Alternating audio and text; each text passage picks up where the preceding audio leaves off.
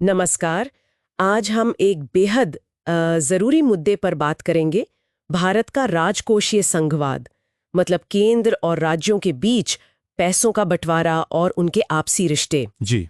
Business standard का एक लेख है जो इस पर काफ़ी रोशनी डालता है, खासकर 2047 तक विकसित भारत के लक्ष्य को देखते हुए। हाँ, बिल्कुल। और देखिए, ये विषय यूपीएससी उम्मीदवारों के लिए बहुत महत्वपूर्ण है, मेंस और प्रीलिम्स दोनों में ही, और आम जानकारी के लिए भी काफी अहम है। बिल्कुल, ये समझना तो बहुत ज़रूरी है कि राज्यों के पास कितना पैसा है, उसे खर्च करने की उन्हें कितनी आज़ादी है, और वो पैसा मतलब कैसे खर्च हो रहा है, क्योंकि इसी पर तो देश का समावेशी विकास टिका है। सही बात है। हाँ, तो सबसे पहले देखते हैं कि संविधान क्या कहता है इस बारे में। संविधान की जो 7वीं अनुसूची है, अनुच्छेद 246, वो साफ बताती है कि कौन सी सरकार कौन सा टैक्स लगा सकती है। जी। हाँ, और फिर आया जीएसटी, अनुच्छेद 246A। इसने एक तरह से साझा टैक्स व्यवस्था बनाई, मतलब केंद्र सीजीएसटी और आईजीएसटी लगाता है और राज्य लगाते हैं एसजीएसटी। अच्छा। और इसके अलावा केंद्र जो टैक्स जमा करता है, जैसे इनकम टैक्स हुआ या सीजीएसटी, उसका एक हिस्सा वित्त आयोग की सिफारिश पर अनुच्छेद 280 के तहत राज्यों को दिया जाता है। ये अनुच्छेद 270 में है। कोशिश यही है कि एक संतुलन बना रहे। लेकिन यहीं पर कुछ कह सकते हैं पेच हैं, कुछ चुनौतियां हैं। सबसे बड़ा मुद्दा शायद वर्टिकल असंतुलन का है। हाँ। मतलब केंद्र सरकार के पास देश के लगभग 63% वित्तीय संसाधन है, पैसा है। जी, 63%। लेकिन अगर जिम्मेदारियों के लिहाज से देखें तो कुल सरकारी खर्च का सिर्फ 38% ही उसे करना होता है। और राज्यों की कहानी बिल्कुल उल्टी है। हाँ, वही। उनके पास संसाधन तो केवल 37% हैं, लेकिन उन्हें कुल सरकारी खर्च का करीब 62% उठाना पड़ता है। बाप रे। ये बहुत बड़ा गैप है असल में। सही बात है। और ऊपर से जीएसटी आने के बाद राज्यों की जो अपनी मर्जी से टैक्स लगाने की ताकत थी, वो थोड़ी, हाँ, वो कुछ कम हुई है। और आंकड़े भी शायद यही दिखाते हैं। बिल्कुल। केंद्र के कुल टैक्स कलेक्शन में राज्यों का जो वास्तविक हिस्सा है वो घटा है। अच्छा। हाँ, 15वें वित्त आयोग ने 41% की सिफारिश की थी, लेकिन 2015-16 में जो करीब 35% था, वो 2023-24 में घटकर लगभग 30% रह गया है। तो मतलब सिफारिश से काफी कम। काफी कम। और ये गिरावट सिर्फ एक नंबर नहीं है, इसका सीधा असर राज्यों के बजट पर पड़ता है। बिल्कुल, उनके पास फिर स्वास्थ्य, शिक्षा, सड़कें, इन सब कामों के लिए पैसा कम बचता होगा। निश्चित रूप से। और फिर एक और मामला है सेस और सरचार्ज का। हाँ, ये भी सुना है। ये केंद्र खास मकसदों के लिए लगाता है, और पिछले बस 5-6 सालों में ये करीब 133% बढ़ गए हैं। 133%? हाँ, और दिक्कत यह है कि ये उस पैसे का हिस्सा नहीं बनते जो राज्यों के साथ बांटा जाता है। वो डिविजिबल पूल का हिस्सा नहीं है। अच्छा, तो ये पैसा सीधा केंद्र के पास रहता है।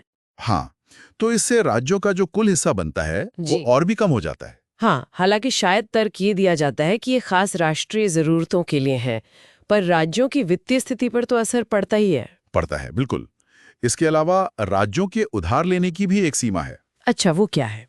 उनके जीएसजीपी, यानी राज्य की अपनी अर्थव्यवस्था के साइज का 3% तक, ये अनुच्छेद 293 में है। तो मतलब वो ज्यादा उधार भी नहीं ले सकते। हाँ, एक सीमा है। और एक और बात है, केंद्र प्रायोजित योजनाएं, जिन्हें सीएसएस कहते हैं। जी, सेंट्रली स्पॉन्सर्ड स्कीम्स। हाँ, ये वो स्कीमें हैं जिनका खाका तो केंद्र बनाता है, पर पैसा राज्यों को भी लगाना पड़ता है। इन पर निर्भरता बढ़ी है। इससे राज्यों की अपनी जरूरतों के हिसाब से खर्च करने की जो छूट है, जो फ्लेक्सिबिलिटी है, वो कम हो जाती है। और इसी से जुड़ा एक और मुद्दा है, हॉरिजॉन्टल असंतुलन। ये क्या है? मतलब कुछ जो ज्यादा विकसित राज्य हैं, जी। उन्हें लगता है कि वो ज्यादा टैक्स कमा कर दे रहे हैं केंद्र को। लेकिन जब बंटवारे की बात आती है तो विकास के लिए उन्हें तुलनात्मक रूप से कम पैसा मिलता है, क्योंकि ज्यादा हिस्सा कम विकसित राज्यों को जाता है जरूरत के हिसाब से। अच्छा। तो उन्हें लगता है कि भाई हमने अच्छा वित्तीय प्रबंधन किया, ज्यादा टैक्स दिया, और हमें इनाम मिलने की बजाय एक तरह से सजा मिल रही है। हाँ, ये भी एक नजरिया है। तो ये सारी चुनौतियां, कमाई खर्च का असंतुलन, राज्यों का घटता हिस्सा, सेस सरचार्ज, उधार की सीमा, सीएसएस की बंदिशें, ये सब मिलकर काफी गंभीर तस्वीर पेश करती हैं। जी। ऐसे में सवाल उठता है कि इस व्यवस्था को मजबूत कैसे किया जाए। लेख कुछ रास्ते सुझाता है। हाँ, बिल्कुल। जैसे एक सुझाव है कि 16वां वित्त आयोग जो अब बनेगा, उसे राज्यों का हिस्सा 41% से बढ़ाने पर सोचना चाहिए। हाँ, ये एक महत्वपूर्ण सिफारिश हो सकती है। और सेस सरचार्ज को या तो कम किया जाए, युक्ति संगत बनाया जाए, या फिर उन्हें भी डिविजिबल पूल यानी राज्यों के साथ बांटे जाने वाले पैसे में शामिल किया जाए। ठीक है। और जीएसटी के बारे में? जीएसटी काउंसिल को राज्यों को समय पर मुआवजे की गारंटी देनी चाहिए, और पेट्रोलियम, अल्कोहल, इनको जीएसटी दायरे में लाने पर भी विचार हो सकता है, हालांकि ये विवादास्पद है। हाँ, इस पर काफी बहस होती है। बिल्कुल। और आर्थिक मंदी जैसे मुश्किल वक्त में राज्यों के लिए उधार लेने की सीमा में थोड़ी ढील, थोड़ी फ्लेक्सिबिलिटी देने की भी बात है। और स्थानीय निकाय, पंचायतें, नगरपालिकाएं, उनका क्या? हाँ, बहुत जरूरी। उन्हें भी अनुच्छेद 243G, H और X के तहत ज्यादा वित्तीय ताकत देने की जरूरत है, ताकि वो जमीनी स्तर पर काम कर सकें। मतलब ग्रासरूट लेवल पर सशक्तिकरण? बिल्कुल। साथ ही जो केंद्र प्रायोजित योजनाएं हैं, CSS, उनको शायद इस तरह से बदला जाए कि राज्यों की जरूरतें भी पूरी हों और उन्हें डिजाइन में ज्यादा लचीलापन मिले। और एक और अहम बात, केंद्र और राज्यों के बीच बातचीत के जो मंच हैं, जैसे अंतर्राज्यीय परिषद, उसे फिर से सक्रिय करना, उसे मजबूत करना भी जरूरी है। सही कहा।